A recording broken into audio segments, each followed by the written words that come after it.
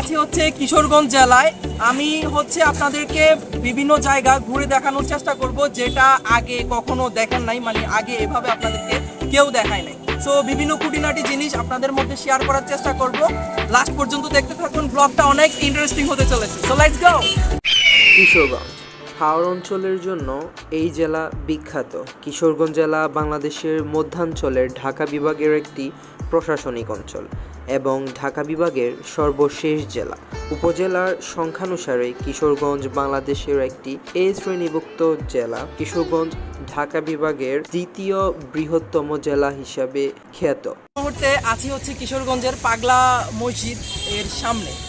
আমার পিছনেই দেখতেছেন হচ্ছে পাগলা মসজিদ। তো এই মসজিদ হচ্ছে কিশোরগঞ্জের নরসুন্দা নদীর তীরে অবস্থিত। কিশোরগঞ্জের খুবই ফেমাস একটা নদী।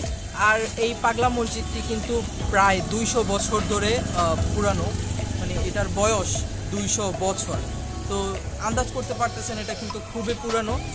লোকমুখে শোনা যায় যে এখানে যদি আপনি দান করেন বা মানত করেন, আপনার মনের আশা, মনের আকাঙ্ক্ষা কিন্তু পূরণ হয়।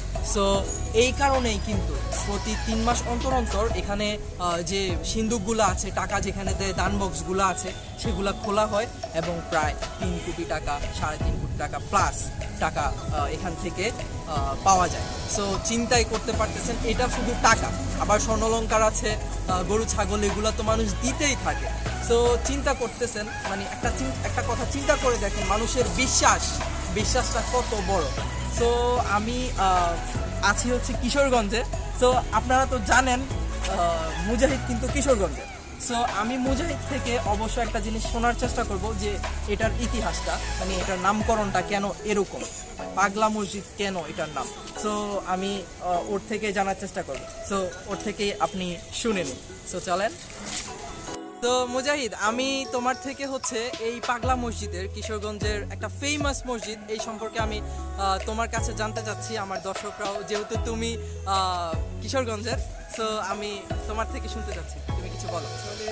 তোমাকে অনেক অনেক স্বাগতম এবং সবাইকে অনেক অনেক ধন্যবাদ যে ইমতিয়াজকে কমেন্ট করার জন্য, কিশোরগঞ্জ নিয়ে ব্লগ বানানোর জন্য। তো ইমতিয়াজ, তোমাকে অনেক অনেক ওয়েলকাম আমার জেলায়।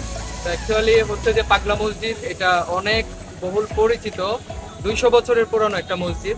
তো এই মসজিদটি হচ্ছে বিশেষ করে তুমি যদি কোনো কিছু নিয়তে এটার মধ্যে কোনো কিছু দান করো, তাহলে হচ্ছে যে সেটি মানে পূর্ণতা পায়। বিশেষ করে এই জন্য মানুষ অনেক টাকা পয়সা এখানে দান করে থাকে, বৈদেশিক মুদ্রা সহ বিভিন্ন রকমের গাছের ফল থেকে নিয়ে, মানে যা যা দান করা যায় সেগুলো সবাই দান করে। আর পাগলা মসজিদের নামকরণের ইতিহাসটা এক একজনের কাছে এক এক রকম। কেউ বলে বা এখানে নাকি একজন পাগল ছিল, তার নামে নামকরণ করা হয়েছে। ইভেন আমাদের কিশোরগঞ্জের একজন ফেমাস একজন পাগল ছিল, যেরকম শহীদ পাগলা নামে পরিচিত, তার নামে অনেকে বলে যে নামকরণ করা হয়েছে। এই মসজিদে প্রচুর পরিমাণে মানুষ দান করে, যেরকম প্রতি 3 মাস পর পর এটার দান বক্সগুলো খোলা হলে ওইখানে দেখা যায় যে 3 কোটি টাকার উপরে করে পাওয়া যায়। তো এই আর কি, নরসুন্দা নদীর তীরে এটি অবস্থিত। তো আপনাদের সবাইকে মানে স্বাগতম আমার জেলায়। সবাই আসবেন এবং পাগলা মসজিদ সহ বিভিন্ন যেই স্পটগুলো আছে সেগুলো ভিজিট করবেন। এবং আমাদের এখানে শোলাকিয়া ঈদগাহ মাঠ আছে, একটি মুক্ত মঞ্চ সহ, এবং অষ্টগ্রাম মিটাউনের হাওর আছে, ভাটির রাজা যেহেতু আমাদের জেলা। তো সবাইকে অনেক অনেক ধন্যবাদ। ভিডিওটি আপনারা সবাই দেখতে থাকুন, অনেক ইন্টারেস্টিং হতে যাচ্ছে। ড্রোনের মাধ্যমে ইমতিয়াজ দেখাচ্ছে আপনাদেরকে, এই জন্য মেনলি ভিডিওটি অনেক ভালো হবে। তো ইমতিয়াজ, তুমি বাকিটুকু বলো। সো ঠিক আছে, ইনশাল্লাহ আপনারা কিশোরগঞ্জ আসলে অবশ্যই এই পাগলা মসজিদে ঘুরে যাবেন, যেটা আসলে কি বলবো, সবার আশা আর কি। এই হলো সেই পাগলা মসজিদ।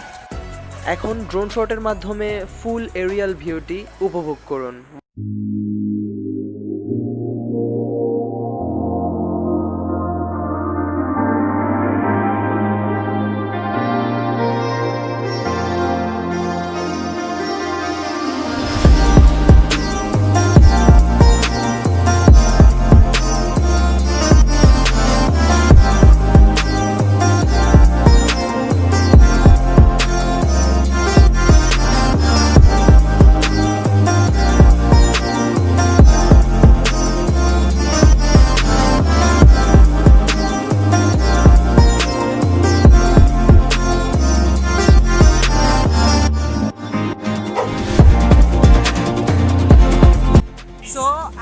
এখন যাচ্ছি হচ্ছে ফেমাস একটা ময়দান যেখানে ঈদের নামাজ পড়া হয়, যেখানে লক্ষ লক্ষ মুসল্লি ঈদের নামাজ পড়ে, যেটা বাংলাদেশের দ্বিতীয় বৃহত্তম ঈদের জমাত হয়। যেখানে প্রথমটা হচ্ছে দিনাজপুরে হয়।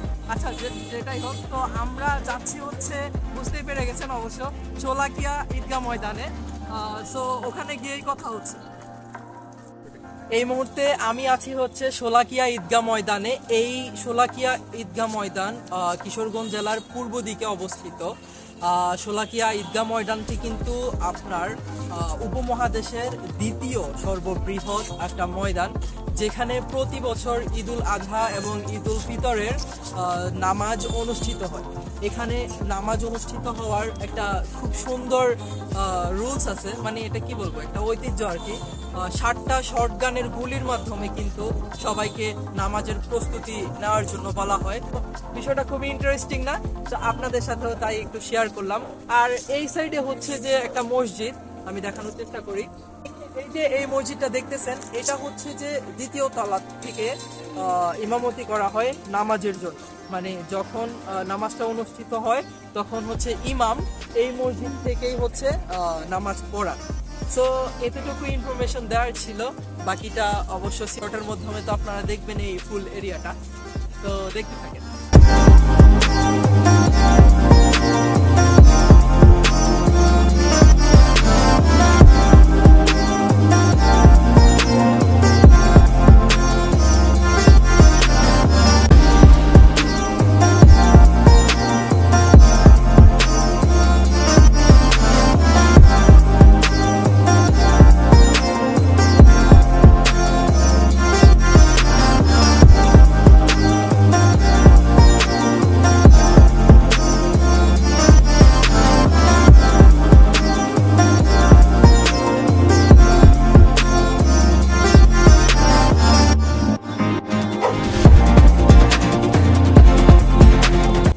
গাইজ, এই মুহূর্তে আছি হচ্ছে আমি কিশোরগঞ্জ জেলার গুরুদয়াল কলেজের মাঠ। এটা খুবই একটা ফেমাস জায়গা সবার জন্য, কিশোর কিশোরীদের জন্য। তারা এখানে বসে আড্ডা দিতে পারে। আর আমি যে ব্রিজটার উপর এখন দাঁড়িয়ে আছি সেটা কিন্তু খুবই ফেমাস একটা ব্রিজ। হয়তো আপনারা অনেক টিকটক, অনেক ফেসবুক, অনেক সোশ্যাল মিডিয়াতে দেখে থাকতে পারেন, কারণ এটার ভিডিও আমি ছাড়া আরও অনেক মানুষে করেছে। সো আমি বেসিক্যালি আপনাদেরকে ফুল এরিয়াটা একবার ছোট্ট করে দেখানোর চেষ্টা করব। বাই দ্য ওয়ে, এটা হচ্ছে কিশোরগঞ্জ যে আপনার নদীটা আছে, নরসুন্দা নদী, সেই নদীর উপরে, মানে এই নদীটাই হচ্ছে নরসুন্দা নদী। সো ড্রোন শট, পাখির চোখ, যেটাই বলেন, পাখির চোখে একবার দেখে আসুন এই হোল এরিয়াটা কেমন।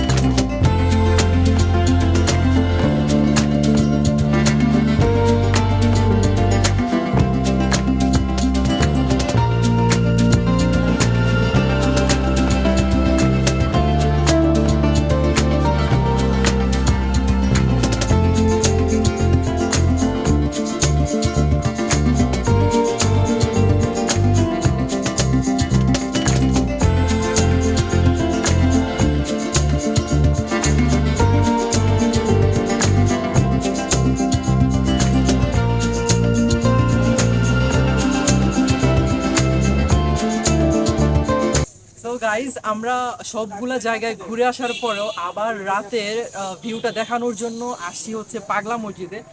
যেহেতু আমরা জানি যে পাগলা মসজিদের রাতের ভিউটা কিন্তু অনেক সুন্দর, বেসিক্যালি মুজাহিদ আমাকে বলছে। সো আমি পাগলা মসজিদের ভিউটা আপনাদেরকে দেখাতে চাই। সো দেখে ফেলুন।